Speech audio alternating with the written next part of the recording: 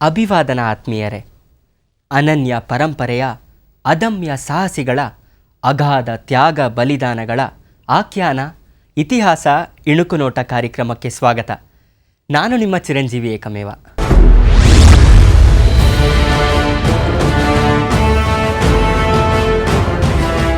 ಭಾರತ ಸ್ವಾತಂತ್ರ್ಯ ಹೋರಾಟ ಎಷ್ಟು ವಿಸ್ತೃತವಾದದ್ದೋ ಅಷ್ಟೇ ವಿಶೇಷವಾದದ್ದು ಹೌದು.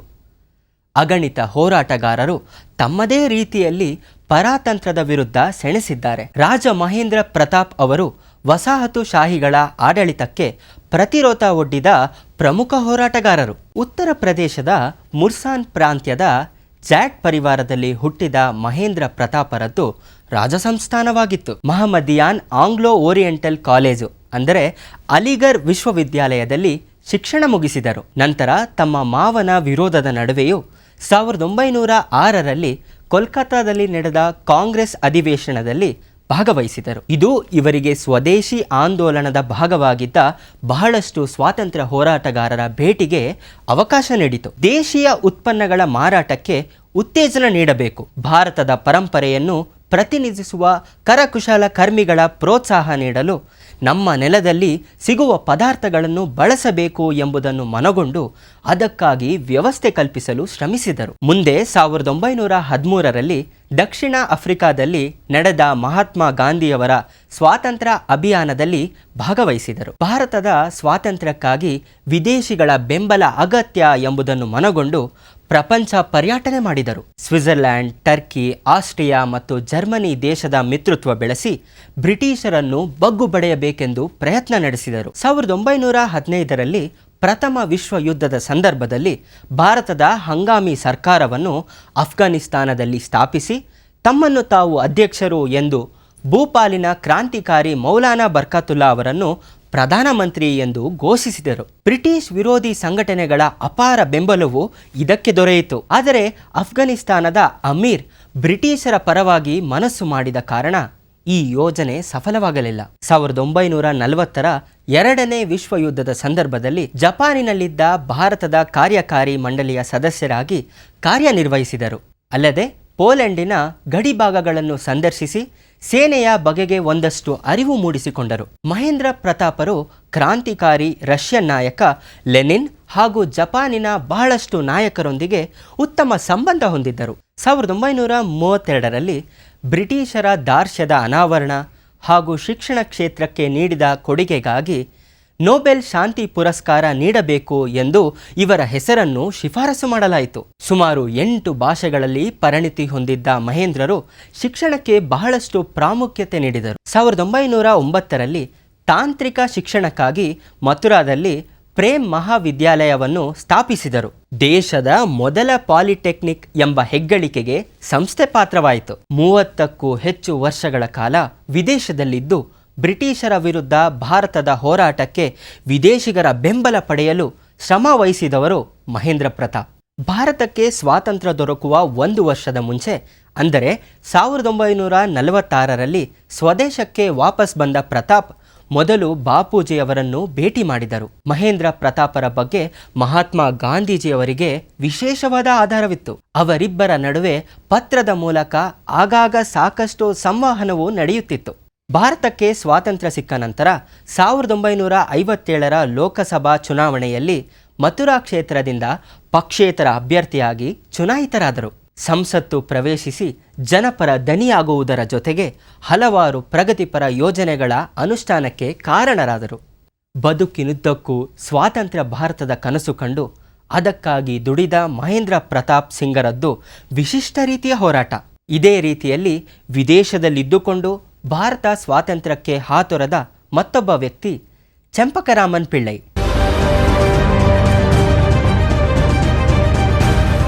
1891 ಸೆಪ್ಟೆಂಬರ್ 15ರಂದು ದೇಶಕ್ಕೆ ಜೈ ಹಿಂದ್ ಘೋಷವಾಕ್ಯವನ್ನು ನೀಡಿದ ಸ್ವಾತಂತ್ರ್ಯ ಹೋರಾಟಗಾರ ಕ್ರಾಂತಿಕಾರಿ ವೀರ ಚಂಪಾರಾಮನ್ ಪಿಳ್ಳೈ ತಿರುವನಂತಪುರದಲ್ಲಿ ಜನಿಸಿದರು.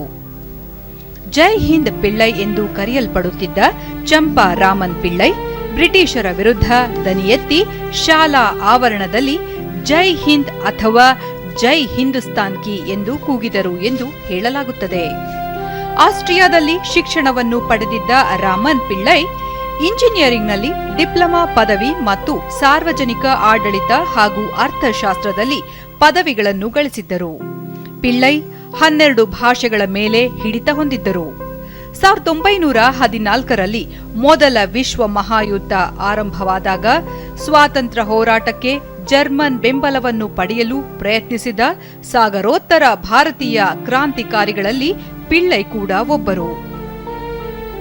ಯುರೋಪಿನಲ್ಲಿದ್ದ ಭಾರತೀಯ ಕ್ರಾಂತಿಕಾರಿಗಳು ಜ್ಯೂರಿಕ್ನಲ್ಲಿರುವ ಜರ್ಮನ್ ರಾಯಭಾರ ಕಚೇರಿಯನ್ನು ಸಂಪರ್ಕಿಸಿ 1914ರ ಸೆಪ್ಟೆಂಬರ್ನಲ್ಲಿ ಅಂತಾರಾಷ್ಟ್ರೀಯ ಭಾರತ ಪರ ಸಮಿತಿಯನ್ನು ರಚಿಸಿದರು. ಜ್ಯೂರಿಕ್ನಲ್ಲಿ ಕೇಂದ್ರ ಕಚೇರಿ ತೆರೆಯಲು ಮತ್ತು ಪಿಳ್ಳೈ ಅವರನ್ನು ಸಮಿತಿಯ ಅಧ್ಯಕ್ಷರನ್ನಾಗಿ ಮಾಡಲು ನಿರ್ಧರಿಸಿದರು. ಪಿಳ್ಳೈ ಅವರು ಜ್ಯೂರಿಕ್ನಿಂದ ಪ್ರೋ ಇಂಡಿಯಾ ಎಂಬ ಜರ್ಮನ್ ಇಂಗ್ಲಿಷ್ ಮಾಸಪತ್ರಿಕೆಯನ್ನು ನಡೆಸುತ್ತಿದ್ದರು. ಈ ನಿಯತಕಾಲಿಕವು ಪ್ರಪಂಚದ ಕುರಿತು ಭಾರತೀಯ ದೃಷ್ಟಿಕೋನವನ್ನು ಜರ್ಮನ್ನರ ಮುಂದಿಟ್ಟಿತ್ತು. 1914ರ ಅಕ್ಟೋಬರ್ನಲ್ಲಿ ಪಿಳ್ಳೈ ಭಾರತೀಯ ಉದ್ದೇಶಗಳ ಬೆಂಬಲವಾಗಿ ಬರ್ಲಿನ್ ಸಮಿತಿಯನ್ನು ಸ್ಥಾಪಿಸಿದ್ದರು. 1914 ಮತ್ತು 1917ರ ನಡುವೆ ಬ್ರಿಟಿಷ್ ಆಳ್ವಿಕೆಯ ವಿರುದ್ಧ ಅಂತಾರಾಷ್ಟ್ರೀಯ ನಿಲುವನ್ನು ರೂಪಿಸಲು ಸರಣಿ ಯೋಜನೆಗಳನ್ನು ಆಯೋಜಿಸಲಾಯಿತು. ಭಾರತೀಯ ಕ್ರಾಂತಿಕಾರಿಗಳು 1915ರಲ್ಲಿ ಕಾಬೂಲ್ನಲ್ಲಿ ಭಾರತದ ತಾತ್ಕಾಲಿಕ ಸರ್ಕಾರವನ್ನು ಸ್ಥಾಪಿಸಿದರು. ಆ ಸರ್ಕಾರದಲ್ಲಿ ಚಂಪಕಾ ರಾಮನ್ ಪಿಳ್ಳೈ ವಿದೇಶಾಂಗ ಸಚಿವರಾಗಿದ್ದರು. ಟರ್ಕಿ ಮತ್ತು ಜರ್ಮನ್ ಸೈನಿಕರನ್ನು ಆಫ್ಘಾನಿಸ್ತಾನಕ್ಕೆ ಕರೆತಂದು ಕಾಬೂಲ್ನಿಂದ ಬ್ರಿಟಿಷ್ ಆಳ್ವಿಕೆ ವಿರುದ್ಧ ಯುದ್ಧ ಆರಂಭಿಸುವ ಯೋಜನೆ ರೂಪಿಸಲಾಯಿತು. ವಾಯುವ್ಯ ಗಡಿಯಿಂದ ದಾಳಿ ಉದ್ದೇಶ ಹೊಂದಿದ್ದ ಈ ಯೋಜನೆಯು ಬ್ರಿಟಿಷರ ವಿರುದ್ಧ ಭಾರತೀಯ ಸೇನೆಯು ದಂಗೇಳುವಂತೆ ಪ್ರಚೋದಿಸುವುದು ಎಂದು ಭಾವಿಸಲಾಗಿತ್ತು. ಆದರೆ ಈ ಯೋಜನೆ ವಿಫಲವಾಯಿತು. ಮೊದಲನೆಯ ವಿಶ್ವ ಮಹಾಯುದ್ಧ ಮುಗಿದ ನಂತರ ಪಿಳ್ಳೈ ಯುರೋಪಿನಲ್ಲಿ ಉಳಿದುಕೊಂಡು ರಾಷ್ಟ್ರೀಯವಾದಿ ಕೆಲಸವನ್ನು ಮುಂದುವರೆಸಿದರು. ಅವರು 1934 ಬರ್ಲಿನ್ನಲ್ಲಿ ನಿಧನರಾದರು. ಅವರ ಚಿತಾಭಸ್ಮವನ್ನು ತ್ರಿವರ್ಣ ಧ್ವಜದೊಂದಿಗೆ ಸ್ವತಂತ್ರ ಭಾರತಕ್ಕೆ ಕೊಂಡೊಯ್ಯಬೇಕೆಂಬುದು ಅವರ ಕೊನೆಯ ಆಸೆಯಾಗಿತ್ತು. ಸ್ವಾತಂತ್ರ್ಯ ಲಭಿಸಿದ ಕೆಲವು ವರ್ಷಗಳ ನಂತರ ಪಿಳ್ಳೈ ಅವರ ಪತ್ನಿ ಲಕ್ಷ್ಮೀಬಾಯಿಯವರು ಪತಿಯ ಚಿತಾಭಸ್ಮದೊಂದಿಗೆ ಭಾರತಕ್ಕೆ ಮರಳಿದರು. ಐಎನ್ಎಸ್ ದೆಹಲಿ ಹಡಗಿನಲ್ಲಿ ಬಾಂಬೆಯಿಂದ ತಿರುವನಂತಪುರಕ್ಕೆ ಪ್ರಯಾಣ ಬೆಳೆಸಿದರು. ಚಿತಾಭಸ್ಮವನ್ನು ಕರಮಣಿ ನದಿಯಲ್ಲಿ ವಿಸರ್ಜನೆ ಮಾಡಲಾಯಿತು.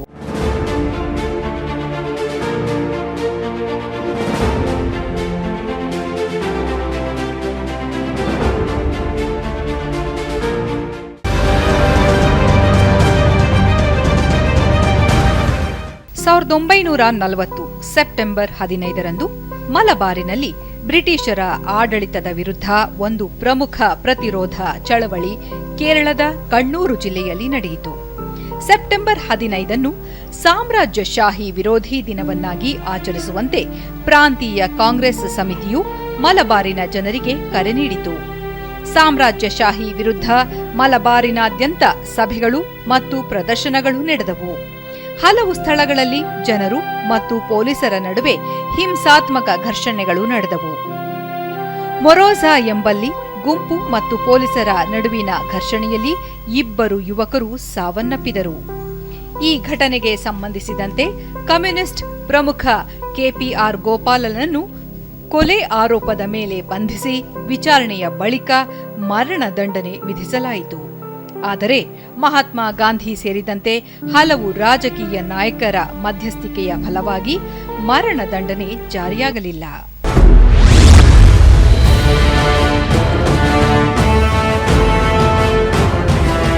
ಆತ್ಮಾಭಿಮಾನ, ಹೋರಾಟ, ದೇಶಭಕ್ತಿ, ಆತ್ಮಾರ್ಪಣೆ ಇವು ಭಾರತ ಸ್ವಾತಂತ್ರ್ಯ ಹೋರಾಟದ ಬುನಾದಿ. ಇವೆಲ್ಲವನ್ನು ತಮ್ಮೊಳಗೆ ಅಂತರ್ಗತ ಮಾಡಿಕೊಂಡ ಅನೇಕ ಕೆಚ್ಚೆದೆಯ ಕಾಳಾಳುಗಳು ಈ ನೆಲದ ಸ್ವಾತಂತ್ರ್ಯ ಸಂಗ್ರಾಮದ ಬಹುಮುಖ್ಯ ಭಾಗ.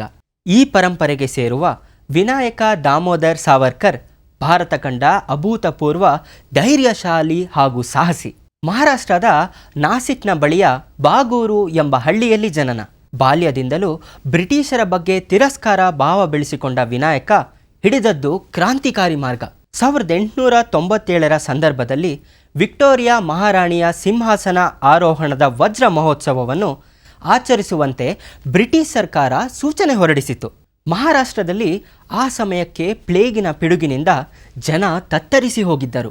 ಆದರೂ ಉತ್ಸವಗಳನ್ನು ಮಾಡಲು ತಯಾರಾಗುತ್ತಿದ್ದ ಬ್ರಿಟಿಷರ ಉದ್ದಟತನವನ್ನು ಸಹಿಸದ ಚಾಪೇಕರ್ ಸಹೋದರರು ಇದನ್ನು ಪ್ರತಿಭಟಿಸಿದರು. ಬಿಸಿ ರಕ್ತದ ಹುಮ್ಮಸ್ಸಿನಲ್ಲಿದ್ದ ತರುಣರು ಆಂಗ್ಲ ಅಧಿಕಾರಿಗಳನ್ನು ಗುಂಡಿಟ್ಟು ಸಂಹರಿಸಿದರು. ಪರಿಣಾಮವಾಗಿ ಗಲ್ಲು ಶಿಕ್ಷೆ ಅನುಭವಿಸಬೇಕಾಯಿತು. ಈ ಘಟನೆ ಸಾವರ್ಕರ್ನ ಮೇಲೆ ಅಪಾರ ಪರಿಣಾಮ ಬೀರಿತು. ಮುಂದೆ ಸಾವರ್ಕರ್ ತನ್ನ ಅಣ್ಣನ ಒಡಗೂಡಿ ಅಭಿನವ ಭಾರತ ಎಂಬ ಸಂಘಟನೆ ಹುಟ್ಟುಹಾಕಿದರು. ಬಂಗಾಳ ವಿಭಜನೆಯನ್ನು ವಿರೋಧಿಸಿ ಆಂಗ್ಲರ ವಿರುದ್ಧ ಅನೇಕ ಪ್ರತಿಭಟನೆಗಳು ನಡೆದವು. ಆಗ ಅಭಿನವ ಭಾರತದ ಸದಸ್ಯರು ವಿದೇಶಿ ಬಟ್ಟೆಗಳನ್ನು ಸುಟ್ಟು ಬ್ರಿಟಿಷರ ವಿರುದ್ಧ ಇದ್ದ ಅಸಮಾಧಾನವನ್ನು ಹೊರಹಾಕುವ ವಿನೂತನ ಪ್ರಯತ್ನ ಮಾಡಿದರು. ಇದನ್ನು ಕಂಡ ಲೋಕಮಾನ್ಯ ತಿಲಕರು, ಇದು ಭಾರತ ಸ್ವಾತಂತ್ರ್ಯಕ್ಕೆ ಹೊತ್ತಿದ ಮೊದಲ ಕಿಡಿ, ಮುಂದೆ ದೇದೀಪ್ಯಮಾನವಾಗಿ ಪ್ರಜ್ವಲಿಸಲಿದೆ ಎಂದರಂತೆ. ಲಂಡನ್ನಲ್ಲಿ ಕಾನೂನು ವ್ಯಾಸಂಗ ಮಾಡುತ್ತಿದ್ದಾಗ ಭಾರತೀಯ ಸಹಪಾಠಿಗಳಿಗೆ ಪ್ಯಾರಿಸ್ನಲ್ಲಿ ರಷ್ಯಾದ ಕ್ರಾಂತಿಕಾರಿಗಳು ಅನುಸರಿಸುತ್ತಿದ್ದ ಹೋರಾಟದ ಬಗ್ಗೆ ತಿಳಿಸಿದರು. ಬ್ರಿಟಿಷರು ಸಿಪಾಯಿ ದಂಗೆ ಎಂದು ಅಲ್ಪವಾಗಿ ಪರಿಗಣಿಸಿದ 1857ರ ಹೋರಾಟವನ್ನು ಭಾರತದ ಮೊದಲ ಸ್ವಾತಂತ್ರ್ಯ ಸಂಗ್ರಾಮ 1857 ಎಂಬ ಪುಸ್ತಕ ರೂಪದಲ್ಲಿ ಹೊರತಂದರು. ಭಾರತದ ಸ್ವಾಭಿಮಾನವನ್ನು ಹಾಗೂ ಹೋರಾಟದ ಕಿಚ್ಚನ್ನು ಎತ್ತಿ ಹಿಡಿದ ಪುಸ್ತಕದ ಪ್ರಖ್ಯಾತಿಯನ್ನು ಆಂಗ್ಲರು ಸಹಿಸದೆ ಭಾರತದಲ್ಲಿ ಪುಸ್ತಕ ಪ್ರಕಟಣೆ ಹಾಗೂ ಮಾರಾಟಕ್ಕೆ ನಿಷೇಧ ಹೇರಿದರು. ಅವ್ಯಾಹತವಾಗಿ ಹರಿಯುತ್ತಿದ್ದ ದೇಶಪ್ರೇಮಕ್ಕೆ ಬ್ರಿಟಿಷರ ಈ ರೀತಿಯ ಹೇರಿಕೆ ತಡೆಯಾಗಲಿಲ್ಲ. ಬದಲಿಗೆ ದೇಶಭಕ್ತರ ಉತ್ಸಾಹವನ್ನು ಇಮ್ಮಡಿಸಿತು. ಪುಸ್ತಕವನ್ನು ವಿದೇಶಗಳಲ್ಲಿ ಪ್ರಕಟಿಸಿ ಭಾರತೀಯರಿಗೆ ತಲುಪಿಸುವ ಕೆಲಸ ಸದ್ದಿಲ್ಲದಂತೆ ನಡೆಯಿತು. ಇದನ್ನು ತಿಳಿದ ಬ್ರಿಟಿಷರು ಪುಸ್ತಕ ಮಾರಾಟದ ರೂವಾರಿಯಾಗಿದ್ದ ವಿನಾಯಕನ ಅಣ್ಣ ಗಣೇಶನನ್ನು ಬಂಧಿಸಿ ಅಂಡಮಾನ್ ಜೈಲಿನಲ್ಲಿ ಇರಿಸಿದರು. ಒಬ್ಬ ವ್ಯಕ್ತಿಗೆ ಬ್ರಿಟಿಷ್ ಸರ್ಕಾರದಲ್ಲಿ ದೊರೆಯಬಹುದಾದ ಕಠಿಣ ಶಿಕ್ಷೆ ಇದಾಗಿತ್ತು. ವಿದೇಶದಲ್ಲಿ ಭಾರತೀಯರನ್ನು ಬ್ರಿಟಿಷರ ವಿರುದ್ಧ ಒಟ್ಟುಗೂಡಿಸುತ್ತಿದ್ದ ವಿನಾಯಕ ಹಾಗೂ ಆತನ ಸಂಘಟನೆಯ ಇತರ ಸದಸ್ಯರಿಗೆ ಭಾರತದಲ್ಲಿ ಗಣೇಶ್ ಸಾವರ್ಕರ್ರನ್ನು ಬಂಧಿಸಿದ್ದು ಅತ್ಯಂತ ಖೇದ ಹಾಗೂ ಕೋಪ ಉಂಟು ಮಾಡಿತು. ಇವರ ಪ್ರತೀಕಾರದ ಜ್ವಾಲೆಗೆ ಬಲಿಯಾದದ್ದು ಲಂಡನ್ನಿನ ಬ್ರಿಟಿಷ್ ಅಧಿಕಾರಿ. ಇದೇ ರೀತಿ ಭಾರತದಲ್ಲೂ ಗಣೇಶರನ್ನು ಬಂಧಿಸಿದ ಆಂಗ್ಲರ ಗುಲಾಮರನ್ನು ಹತ್ಯೆ ಮಾಡಲಾಯಿತು. ಇದಕ್ಕೆ ಸಹಕಾರ ನೀಡದ ವಿನಾಯಕರ ಹಲವಾರು ಸ್ನೇಹಿತರನ್ನು ಬಂಧಿಸಲಾಯಿತು. ಕೆಲವರಿಗೆ ಗಲ್ಲು ಶಿಕ್ಷೆಯನ್ನು ವಿಧಿಸಲಾಯಿತು. ಇಷ್ಟೆಲ್ಲ ಹೋರಾಟಗಳ ನಡುವೆಯೂ ಬ್ಯಾರಿಸ್ಟರ್ ಪದವಿಯನ್ನು ಪೂರ್ಣಗೊಳಿಸಿದ ಸಾವರ್ಕರ್ ಭಾರತಕ್ಕೆ ಹೊರಡುವ ತಯಾರಲ್ಲಿದ್ದ. ಆಗ ಬ್ರಿಟಿಷರು ಈತನನ್ನು ಅನೇಕ ಸುಳ್ಳು ಪುರಾವೆಗಳೊಂದಿಗೆ ದೇಶದ್ರೋಹದ ಆರೋಪದಡಿ ಬಂಧಿಸಿದರು. ತಾನು ಇಂಗ್ಲೆಂಡಿನಲ್ಲಿ ಇದ್ದ ಕಾರಣ ಅಲ್ಲಿಯೇ ವಿಚಾರಣೆ ನಡೆಯಬೇಕು ಎಂದು ವಿನಾಯಕ ಪಟ್ಟು ಹಿಡಿದ. ಇದಕ್ಕೆ ಮಣಿಯದ ಬ್ರಿಟಿಷ್ ಸರ್ಕಾರ ಅಸಂಖ್ಯ ಕ್ರಾಂತಿಕಾರಿ ದೇಶಪ್ರೇಮಿಗಳಿಗೆ ಸ್ಫೂರ್ತಿಯಾಗಿದ್ದ ವಿನಾಯಕ ದಾಮೋದರ್ ಸಾವರ್ಕರ್ರಿಗೆ ಕರಿನೀರಿನ ಶಿಕ್ಷೆ ವಿಧಿಸಿತು. 50 ವರ್ಷಗಳ ಜೈಲು ಶಿಕ್ಷೆ ಪ್ರಕಟಿಸಿ ಈತನನ್ನು ಅಂಡಮಾನ್ ಜೈಲಿನಲ್ಲಿ ಇರಿಸಿ ಚಿತ್ರಹಿಂಸೆ ನೀಡಲಾಯಿತು. ಸಹೋದರರಿಬ್ಬರು ಒಂದೇ ಜೈಲಿನಲ್ಲಿ ಇದ್ದರೂ ಸಹ ಪರಸ್ಪರ ಮಾತನಾಡಲು ಆಗದಂತೆ ಕಠಿಣ ಸಜೆಗೆ ಒಳಪಡಿಸಿದರು. ವಿನಾಯಕ ಸಾವರ್ಕರ್ ಬಿಡುಗಡೆಗಾಗಿ ಸುಮಾರು 11 ಸಲ ಬ್ರಿಟಿಷರಿಗೆ ಕ್ಷಮಾಪಣೆ ಪತ್ರ ಬರೆದರು. ಒಮ್ಮೆ ಬಿಡುಗಡೆಯಾಗಿ ಜೈಲಿನಿಂದ ಹೊರಬಂದು ಬ್ರಿಟಿಷರನ್ನು ಹೆಡೆಮುರಿ ಕಟ್ಟಲು ಸಾಕಷ್ಟು ಯೋಜನೆಗಳನ್ನು ರೂಪಿಸುವುದು ಅವರ ಯೋಚನೆಯಾಗಿತ್ತು. ಆದರೆ ಬ್ರಿಟಿಷ್ ಸರ್ಕಾರ ಇದಕ್ಕೆ ಒಪ್ಪಲಿಲ್ಲ. ಕಡೆಗೊಮ್ಮೆ ಸಹೋದರರ ಆರೋಗ್ಯ ತೀರ ಹದಗೆಟ್ಟ ಕಾರಣ ಆಂಗ್ಲ ಸರ್ಕಾರದ ಮೇಲೆ ಒತ್ತಡ ಹೆಚ್ಚಿತು. ಸಾವರ್ಕರರ ಬಿಡುಗಡೆಯಾಯಿತು. ಅನುಭವಿಸಿದ ಕಠಿಣ ಶಿಕ್ಷೆಯಿಂದ ತೀವ್ರವಾಗಿ ನೊಂದಿದ್ದ ವಿನಾಯಕ್ ಸಾವರ್ಕರ್ ಮುಂದೆ ಸಮಾಜ ಸೇವೆಯಲ್ಲಿ ತೊಡಗಿಸಿಕೊಂಡರು. ಸಮಾಜದಲ್ಲಿದ್ದ ತಾರತಮ್ಯ ನಿರ್ಮೂಲನೆಗಾಗಿ ಶ್ರಮ ವಹಿಸಿದರು. 1966ರ ಫೆಬ್ರವರಿ ತಿಂಗಳಿನಲ್ಲಿ ಅನ್ನ ಆಹಾರವನ್ನು ತ್ಯಜಿಸಿ ಸಾವರ್ಕರ್ ಅದನ್ನು ಆತ್ಮಾರ್ಪಣೆ ಎಂದು ಕರೆದುಕೊಂಡರು. ಕೆಲವು ದಿನಗಳ ನಂತರ ಅಂದರೆ ಫೆಬ್ರವರಿ 26ರಂದು ಸಾವರ್ಕರರ ದೇಹಾಂತ್ಯವಾಯಿತು. ಅಸಾಮಾನ್ಯ ಶೌರ್ಯದ ಅಮಿತೋತ್ಸಾಹದ ವಿನಾಯಕ ದಾಮೋದರ್ ಸಾವರ್ಕರ್ ಅದೆಷ್ಟೋ ಯುವಕರ ಎದೆಯಲ್ಲಿ ಸ್ವಾತಂತ್ರ್ಯ ಹೋರಾಟದ ಜ್ವಾಲೆ ಹೊತ್ತಿಸಿದ್ದಾರೆ. ಮುಳ್ಳನ್ನು ಮುಳ್ಳಿಂದಲೇ ತೆಗೆಯಬೇಕು ಎಂಬ ಸಿದ್ಧಾಂತದಲ್ಲಿ ನಂಬಿಕೆ ಹೊಂದಿದ್ದ ವಿನಾಯಕ ಭಾರತೀಯರ ಮನದಲ್ಲಿ ವೀರ ಸಾವರ್ಕರ್ ಆಗಿ ಚಿರಸ್ಥಾಯಿಯಾಗಿದ್ದಾರೆ. ಭಾರತದ ಮತ್ತೋರ್ವ ಕ್ರಾಂತಿಕಾರಿ ಹೋರಾಟಗಾರ ಶ್ಯಾಮ್ಜಿ ಕೃಷ್ಣ ವರ್ಮ. ಬನ್ನಿ ಅವರ ಬದುಕಿನ ಒಂದು ಸಂಕ್ಷಿಪ್ತ ಚಿತ್ರಣ ನೋಡೋಣ.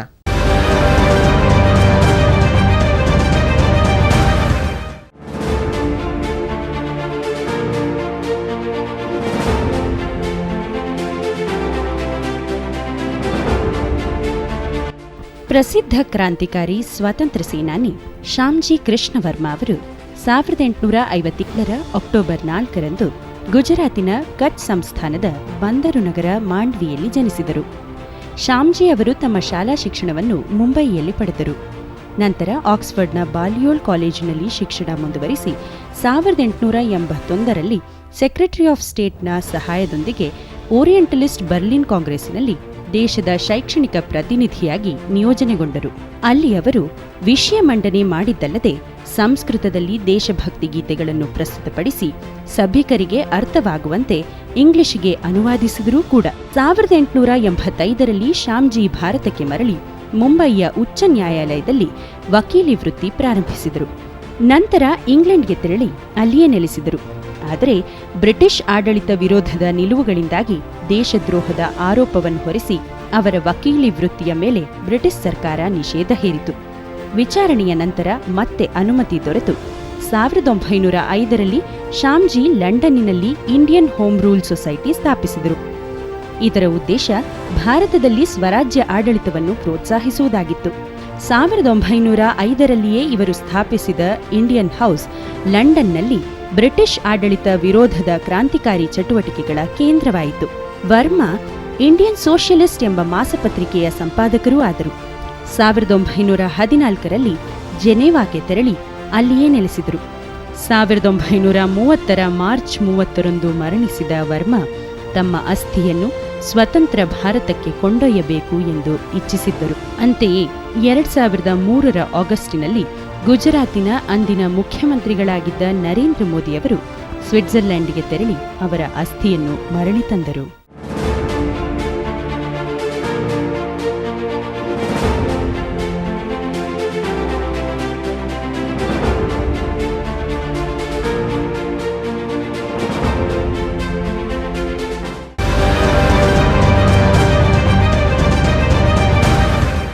ಸ್ವಾತಂತ್ರ್ಯ ಹೋರಾಟಗಾರ ಸುಬ್ರಹ್ಮಣ್ಯ ಶಿವ ಅವರು 1884ರ ಅಕ್ಟೋಬರ್ 4ರಂದು ಮಧುರೈನಲ್ಲಿ ಜನಿಸಿದರು. ಮುಂದೆ ಸ್ವಾತಂತ್ರ್ಯ ಹೋರಾಟದಲ್ಲಿ ಪಾಲ್ಗೊಂಡಾಗ ದೇಶದ್ರೋಹದ ಆರೋಪದಡಿ ಅವರು ಜೈಲಿಗೆ ತೆರಳಿದರು.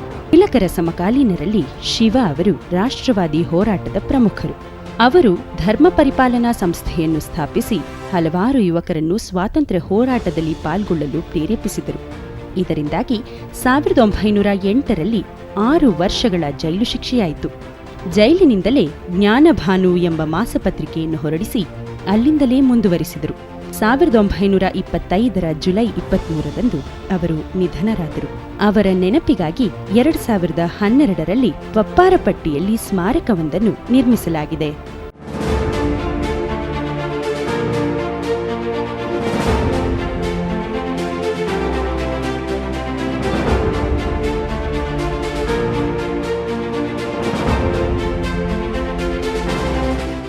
ಊರಿಗೆ ಅರಸನಾದರೂ ತಾಯಿಗೆ ಮಗನೇ. ಈ ಮಾತು ನಮಗೆಲ್ಲ ತಿಳಿದಿದೆ. ತಾಯಿಯ ಕಷ್ಟಕಾಲದಲ್ಲಿ ಒದಗಿ ಬರದ ಮಕ್ಕಳು ಏನು ಮಾಡಿದರೇನು, ಅದು ನಿರರ್ಥಕ. ಭಾರತಾಂಬೆಯ ಕುಡಿಗಳು ಹಾಗಲ್ಲ. ಜನ್ಮಭೂಮಿಯ ಸಂಕಷ್ಟದಲ್ಲಿ ಜಾತಿ, ಮತ, ಬಣ್ಣ, ಭಾವ, ಪ್ರಾಂತ್ಯ ಎಲ್ಲವನ್ನು ಮೀರಿ ಒಗ್ಗೂಡಿದ ಕಲಿಗಳು. ಎಲೆಮರೆಯ ಕಾಯಿಗಳಂತೆ ದೇಶದ ಸ್ವಾತಂತ್ರ್ಯ ಪಯಣದಲ್ಲಿ ತಮ್ಮನ್ನೇ ಅರ್ಪಿಸಿಕೊಂಡ ಅನೇಕ ಚದುರರ ನೆನಪಿನ ಮಾಲಿಕೆಯೇ ಇತಿಹಾಸ ಇಣುಕುನೋಟ. ಮುಂದಿನ ಸಂಚಿಕೆಗಾಗಿ ಕಾದಿರುತ್ತೀರಲ್ಲವೇ? ಇಂದು ತೆರಳಲು ಅಪ್ಪಣೆ ನೀಡಿ. ಧನ್ಯವಾದ.